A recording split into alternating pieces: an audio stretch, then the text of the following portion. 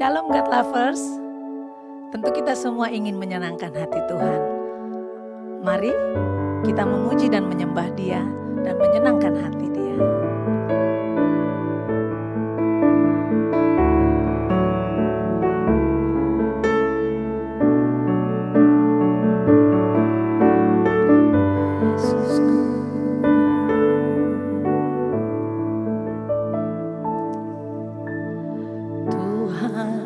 Ku mau menyenangkan-Mu, Tuhan, bentuklah hati ini jadi bejana untuk hormat-Mu, cemerlang bagai emas murni. Ku serahkan hatiku, semua ku berikan padamu. Kuduskan hingga tulus selalu, agar aku menyenangkan-Mu.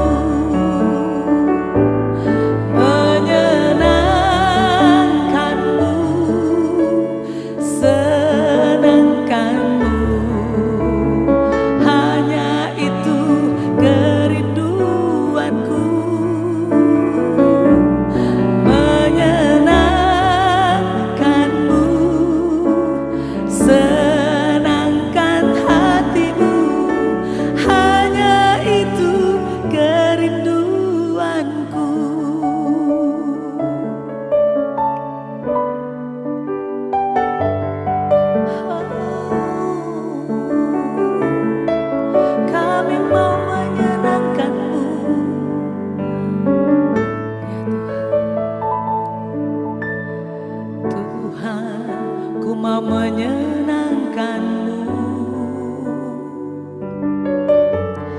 Tuhan, bentuklah hati ini jadi bejana untuk hormat-Mu, cemerlang bagai emas murni.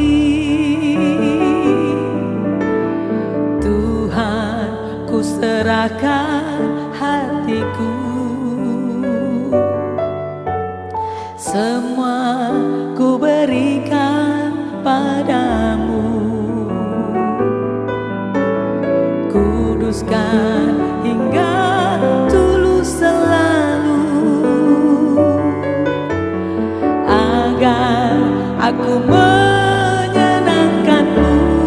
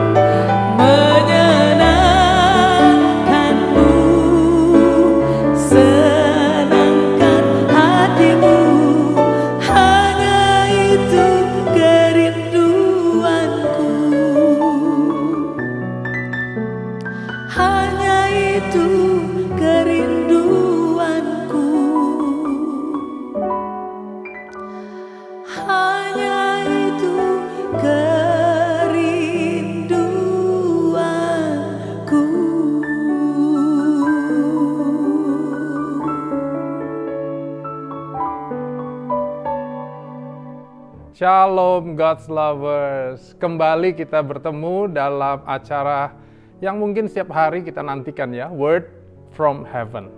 Dalam 3 hari ke depan, kita akan sama-sama berbicara tentang memiliki hati seorang penilik.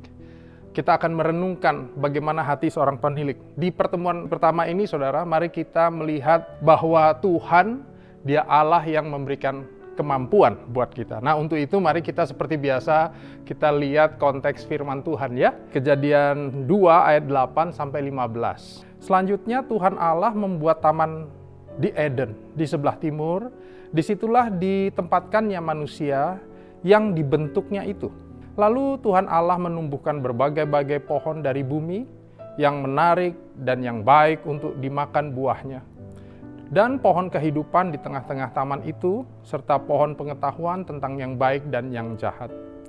Ada suatu sungai mengalir dari Eden untuk membasahi taman itu.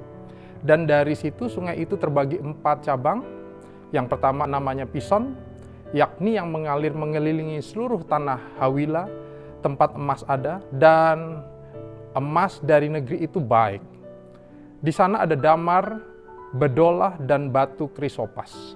Nama sungai yang kedua ialah Gihon, yakni yang mengalir mengelilingi seluruh tanah Kush. Nama sungai yang ketiga ialah Tigris, yakni yang mengalir di sebelah timur, Asyur. Dan sungai yang keempat ialah Efrat. Tuhan Allah mengambil manusia itu dan menempatkannya dalam Taman Eden untuk mengusahakan dan memelihara taman itu. Biarlah kita bukan hanya menjadi pendengar, tapi juga orang-orang yang merenungkan serta melakukannya. Haleluya. Nah, Bapak Ibu Saudara, pernahkah saudara tiba-tiba didatangin gembala dan bilang gini, "Pak, ayo kita pelayanan yuk." Gitu ya. Atau mungkin saudara yang sudah pernah melayani, tiba-tiba didatangi seorang yang ada di dalam otoritas di atas saudara dan bilang gini, saya melihat kamu kayaknya udah bisa memulai sesuatu yang baru deh, lebih lagi. Mungkin menggembalakan orang-orang. Wah. Atau mungkin saudara diutus untuk sesuatu yang baru. Atau mungkin saudara ada di kantor di mana tiba-tiba ada sebuah tanggung jawab yang dibebankan sama saudara. Karena mungkin hari-hari ini banyak orang di PHK ya saudara. Sehingga kantor kita jadi kekurangan orang. Sehingga kadang-kadang kerjaannya malah numpuk di kita.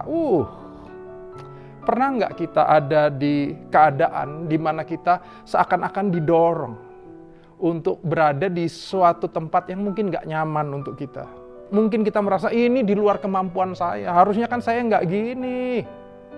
Saya ingat mama saya yang saya sayangi banget. Kami minta dia mimpin doa di gereja. Dia bilang, aku kan nggak gitu, aku kan biasanya cuma ngurusin di belakang layar, aku nggak mimpin doa di depan gitu. Dia tuh rasanya, deg-degan banget, ini bukan wilayahnya, ini dia kayaknya nggak mampu karena nggak pernah. Coba kita lihat apa yang terjadi di ayat tadi ya saudara, yang kita baca. Taman yang dibuat oleh Tuhan sendiri, pasti indah, pasti luar biasa. Tiba-tiba manusia ditempatkan di sana. Manusia, ciptaan itu. Tuhan percayakan untuk mengurus taman yang Tuhan yang bikin. Dahsyat banget. Indah, luar biasa. Harus diurus sama manusia. Dan yang luar biasa bukan hanya memelihara. Kalau memelihara yang udah ada, terus ada, ya luar biasa deh. Tapi lihat ayatnya pakai kata mengusahakan. Artinya mengerjakan taman itu kalau dikerjakan lebih baik lagi dari yang sudah ada. Waduh. Bapak Ibu Saudara yang ada di rumah yang pagi hari ini merenungkan firman Tuhan. Saya percaya Tuhan itu Allah yang telah memberikan kemampuan. Katakan amin. Sekali lagi ya, Dia Allah yang saat Dia menyuruhkan sesuatu, Dia juga Allah yang memberikan kemampuannya supaya kita cakap mengerjakan sesuatu yang seakan-akan di luar kemampuan kita. Tapi Dia Allah pencipta kita. Dia mengerti kondisi kita. Haleluya. Dan di situ saya percaya Tuhan juga berjalan bersama kita. Sehingga kalau kita lihat dalam perikop yang kita baca, Adam melakukan segala tugasnya dengan luar biasa. Amin. Hari ini mungkin ada di antara saudara yang sedang ada di keadaan di mana rasanya sukar gitu di tengah pekerjaan. Gak usah nyalahin lingkungan kita dulu. Arahkan hati kita kepada rencana Tuhan dulu. Cari Dia. sebab Dia sudah memberikan kemampuannya. Kemampuan untuk belajar, kemampuan untuk beradaptasi, kemampuan untuk menyesuaikan diri, kemampuan untuk menyelesaikan permasalahan, kemampuan untuk bahkan mengembangkan sesuatu yang Tuhan sudah percayakan. Dimanapun saudara berada, ingat, ini hati seorang penilik, pengelola. Kita ini cuma pengelola, saudara. Intinya adalah kita mencari Tuhan di dalam semua yang Dia percayakan. Sebab Tuhan sudah memberikan kemampuannya. Dia menyertai kita. Berjalanlah bersama Tuhan. Mari kita berdoa. Bapa, terima kasih untuk pagi ini. Kami sedikit melihat hati seorang penilik. Kami nggak mau fokus dengan segala keterbatasan kami, tapi sebagai pengelola, sebagai penilik, kami mau fokus kepada Allah yang telah mempercayakannya pada kami. Dan kami percaya saat Engkau mempercayakannya pada kami, Engkau pun juga memberikan kemampuan itu buat kami untuk mengerjakannya, memelihara, bahkan membuatnya lebih baik. Aku berdoa untuk setiap kami yang ada di rumah, Bapa, kami akan mengerjakan, bahkan membuat lebih baik semua hal yang Tuhan percayakan di dalam kami. Terima kasih Bapa, biar segala kemuliaan hanya bagi nama Tuhan Yesus. Sama-sama katakan, amin. God's lovers, saya percaya berkat Tuhan ada buat kita hari ini. Untuk itu, bagikan juga berkat yang sudah saudara rasakan kepada saudaramu, sahabatmu, dimanapun mereka ada dengan membagikan link YouTube ini. Amin ya saudara, Tuhan Yesus memberkati.